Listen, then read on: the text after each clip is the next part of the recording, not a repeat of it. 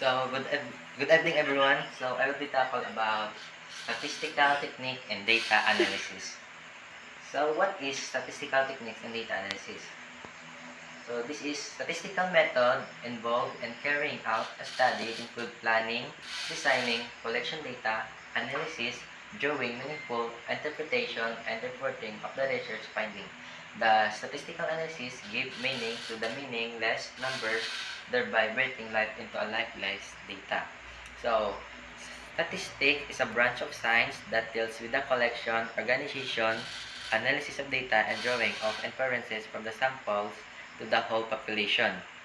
So this means that statistics helps us gather data, organize it in a meaningful way, analyze it to find patterns, and then use those patterns to make prediction about larger groups of people or the whole population. Next. Statistics is a branch of science that deals with the collection, organization, analysis of data, and drawing inferences from the sample to the whole population. An adequate knowledge of statistics is necessary for proper designing of an epidemiological study or a clinical trial. Improper statistical method may result in erroneous conclusion which may lead to political practices. So, an adequate knowledge of statistics is necessary for proper designing of an epidemiological study or a clinical trial. So, this highlights how important statistics is in research, especially in fields like epidemiology, studying disease in population, and clinical trials, testing new treatments.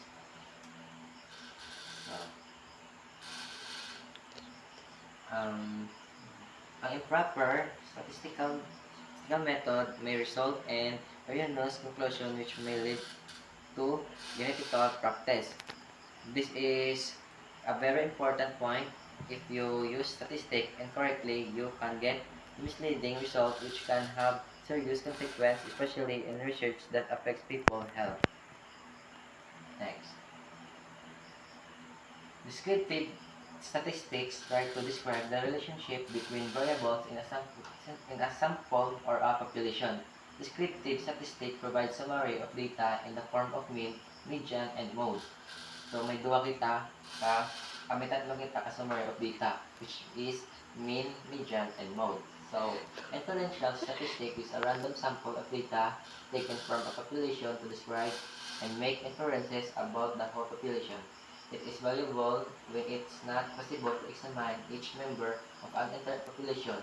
So, for example, the example is descriptive and inferential statistics are illustrated in Table 1. So, before ko ipakita ang example, i-sample ko na ang descriptive.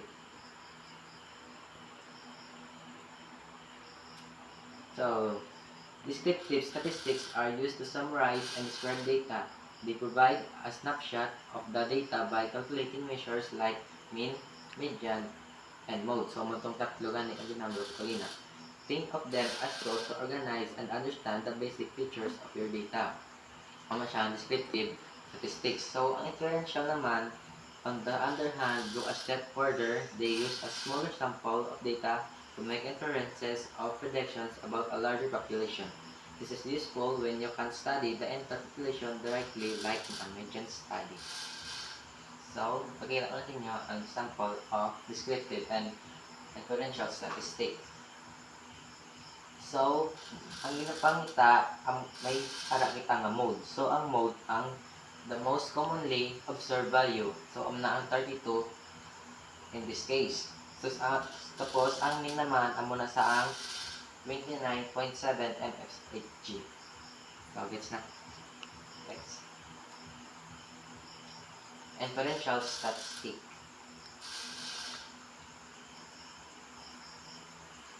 If one plans to study the association of learning disabilities after exposure to anesthesia before the age of 4 years, it will be feasible to compare the learning disabilities between children who have received anesthesia and those who have not received anesthesia.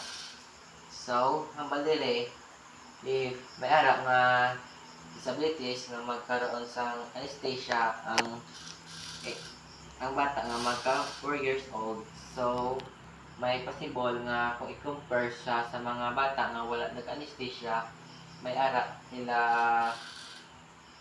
between or ang difference sa nag-anesthesia kag nang wala nag-anesthesia. So, amo na sa ang disabilities sa between sa children nga wala anesthesia kag ang may anesthesia. It is impossible to measure the learning disability in all children of an entire population. However, it is possible to measure the learning disability in a representative random sample in different schools and draw inferences that could be applicable to the whole population. Next. Descriptive statistics. The extent to which the observation clustered around a central location is described by the central tendency, and the spread towards the extremes is described by the degree of or expression. So, measures of central tendency. The measures of central tendency are mean, median, and mode. So, mean or the arithmetic average is the sum of all the scores divided by the number of the scores. Ang mean naman may be influenced profoundly by the extremes variable. Example, the average stay of organophosphorus poisoning patient in ICU may be influenced by a single patient who stays in ICU for around 5 months because of septicemia. The extremes value are called outliers. The formula for the mean is work x. So, ang x is observation and the n is number of observation. Next. So, this is example of descriptive. The weight of 5 patients undergoing laparoscopic cholecystectomy was 90, 90, 70, 70, 80. So, ang mean weight is 90 plus 90 plus 70 plus 70 plus 80 divided by 4 equals 80. So, amo na sa ang aton nga mean weight. Ang aton nga cholecystectomy. Ang variance naman is, so, paano ito sa isolve? So, i-substitute na lang ang 90 hanggang 80 kag squared plus 90 minus 80 squared plus 70 minus 80 squared plus 80 minus 80 squared. So, substitute na lang. So, 90 minus 80 is 10. Divide squared is equal to 100. So, 90 minus 80 is equal to 10 squared 100. 70 minus 80 is 10 squared 100. 80 minus 80 is equal to 0. So, para sa ang total. So, 100 plus 100 plus 100 plus 100 is equals to 400. 5 minus 1, na, substitute na lang ang minus 1. So, it equals to 100. So, ang square root ng 100 is 10. So, ang muna sa aton nga standard deviation. Next. So, parametric and non-parametric test. Numerical data, quantitative variables that are normally distributed are analyzed with parametric test. So, may ara kita nga two most basic frequent sites for parametric statistical analysis. Muna sila ang una. The assumption of normality, which specifies that the means of the sample group are normally distributed. Number 2, the assumption of equal variance, which specifies that the variance of the samples and of their corresponding population are equal. So, amo sila ang duha ka basic prerequisite of parametric. So, however, if the distribution of the sample is skewed towards one side, or the distribution is unknown to the small sample size, non-parametric statistical techniques are used. Non-parametric tests are used to analyze ordinal and categorical data. So, parametric test is the parametric assume that the data are on a quantitative numerical scale with a normal distribution of the underlying population. The sample have the same variance, homogeneity of variance. The samples are randomly drawn from the population, and the observation within a group are independent of each other. The commonly used parametric tests are the student t-test analysis of variance ANOVA and repeated measures ANOVA. Next. Yan.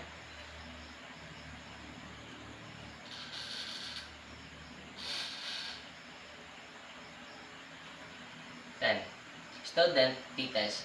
Student t-test used to test the null hypothesis that there is no difference between the means of the two groups. It is used in three circumstances. So, first is to test if a sample mean at estimate of a population mean differs significantly from a given population mean. This is a one sample t-test.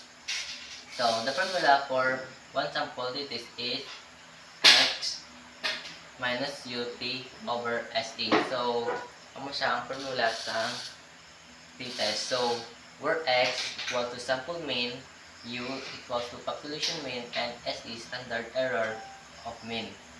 Number 2, to test and the population means estimated by two independent samples differ significantly the unpaired t-test. The formula for unpaired t-test is where x minus x squared is the difference between the mean of the two groups and that denotes the standard error of the difference. Number 3, to test if made the population means examined by the two dependent samples differ significantly the paired t-test. A usual setting for paired t-test is when measurements are made on the named subjects before and after treatment. The formula for paired t-test is where D is the mean difference and SE denotes the standard error of these differences. Next.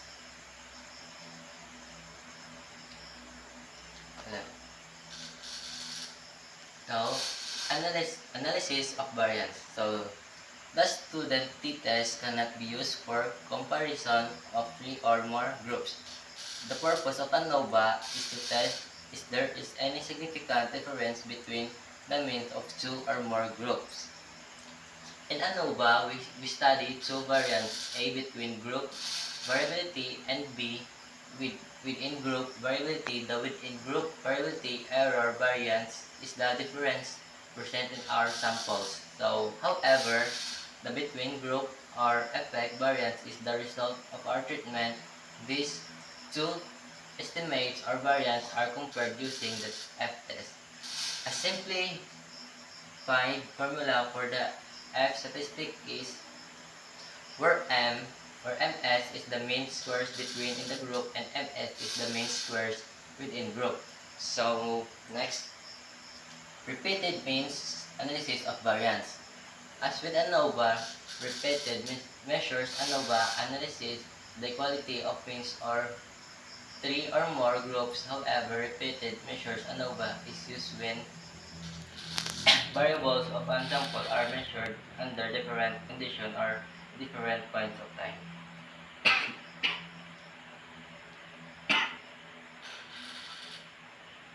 Next, non-parametric test.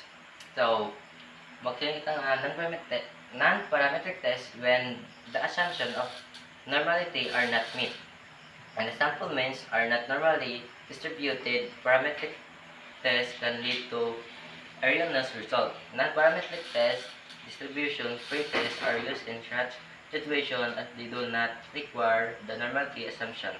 Non-parametric tests may fail to detect a significant difference when compared with a parametric test that is the usually have less power. As is done for the parametric test, the test statistic is compared with note value for the sampling distribution of that statistic and the null hypothesis is accepted or rejected. The types of non-parametric analysis techniques and the corresponding parametric analysis techniques are delineated in Table 5. So, umisla, parametric test, may harap kita nga one sample or one sample t-test. ng 2 sample per t-test and per t-test, k-sample ANOVA, two-way ANOVA, or repeated measures ANOVA, person, correlation, coefficient, and ANOVA analysis of variance. Sa non-parametric test naman is sign test, Wilcoxon sign rank test, Wilcoxon sign rank test, Mann-Whitney test, Kolmogorov Smirnov test, Kruskal-Walsh test, John-Cleese test, and Friedman test, and Spearman rank order. Next. So, median test for one sample, the sign test, and Wilcoxon sign rank test. So, the sign test and Wilcoxon sign rank test are used for median test of one sample. This test examines whether one instance of sample data is greater or smaller than the median difference value. For example, so let's say we want to see if a new medication improves sleep quality. We measure the number of hours of sleep for 10 participants before and after taking the medication. So here an example of how we use Wilcoxon sign rank test. So wala kang nabutang pero may ari ko di. So the participant, meron kita pulo. Una, 1, 2, 3, 4, 5, 6, 7, 8, 9, 10. Sa before sleep, meron kita nga 6, 5, 7, 4, 8, 6, 5, 7, 5. Sa after sleep, 7, 6, 8, 5, 9, 6, 4, 7, 5, 6. So, ang different naman sa ilang before with after is 1, 1, 1, 1, 1, 0, negative 1, 0, negative 1, negative 1. So, ano na siya nga nga data. So, pero may aras ang hypothesis. Una, null hypothesis. So, there is no difference in sleep quality before and after taking the medication. Second is a alternative hypothesis. There is a difference in sleep quality before and after taking the medication. So, nakakita nga step. Una, first, calculate the difference. Subtract the hours of sleep before from hours of sleep after for each participant. Second, rank the absolute differences. Ignore the signs of the difference and rank the absolute values from smallest to largest. Assign the same rank to type values. Number 3. Sum the ranks of the positive differences. Add up the ranks of the positive differences. 4. Sum the ranks of the negative differences, add up the ranks of the negative differences. 5. Calculate the test statistic. The smaller of the two sums from steps 3 and steps 4 is the test statistic. Last is determine the p-value. Use a Wilcoxon sign rank test table or statistical software to find the p-value associated with the test statistic and the number of participants. So, this is an example of calculation. Number 1, differences. So, may lang ang difference. We're already calculate the differences in the table above. Number 2, may ang ranking. So, rank 1, may ang 0 tied. Rank 1, 0 tied. Rank 3, negative 1 tied. Rank 3, negative 1 tied. Rank 5, 1 tied. Rank 5, 1 tied. Rank 5, 1 tied. Rank 5, 1 tied. And rank 9, 1, and rank 10, 1. So, sum of positive ranks is 5 plus 5 plus 5 plus 5 plus 9 plus 10 equals to 39. Number 4. Sum of negative ranks is 3 plus 3 is equal to 6. Test statistic, the smaller sum is 6. So, p-value using Wilcoxon sign rank test table or software, we find that the p-value for W equals X with the 10 participants is approximately is 0.02. So, since the p-value 0.02 is less than the significance level, usually 0.05, we reject the null hypothesis. We conclude that there is evidence to suggest a difference in sleep quality before and after taking a medication. So, the Wilcoxon sign rank test is a non-parametric test. So, hindi sa parametric, meaning it does assume a normal distribution of the data is a useful alternative to the paired t-test. type test when the data doesn't meet the assumption for a parametric test. Next, Mann-Whitney test is used to test the null hypothesis that two samples have the same median, or alternatively, whenever observation in one sample tend to be larger than observation in the other. Next is Kolmogorov Smirnov test. The two sample Kolmogorov Smirnov test was designed a generic method to test whether two random samples are drawn from the same distribution. The null hypothesis or KS test is that both distribution compute as the maximum absolute differences between their cumulative curves. Next is Kruskal-Walsh test. The Kruskal-Walsh test is non-parametric test for analysis for the variance. It analyzes if there's any difference in the median values or three or more independent samples. The data values are ranked in increasing order, and the rank sum calculated followed by calculation of the test statistic. Next, Friedman test. The Friedman test is non-parametric test for the testing the difference between the several related samples. The Friedman test is an alternative for repeated measures ANOVA, which is used when the same parameter has been measured under different conditions on the same subjects. So, test to analyze the categorical data. Chi-square test, Fisher exact test, and MC-Nemer test are used to analyze the categorical or nominal variables. The chi-square test compares the frequencies and tests whether the observed data differ significantly from that of the expected data if there were no differences between groups. So, amo na sila ang ating mga wala tang parametric test. So, next, software available for statistics, sample size, calculation, and power analysis. So, numerous statistical software systems are available currently. The commonly used software systems are statistical package for the social science or SPSS manufactured by IBM Corporation. Statistical analysis system or SAS designed by Ross Pihaka and Robert Gentleman from our core team. Minitab developed by Minitab Inc. Stata developed by Stata and the MN Excel developed by Microscope.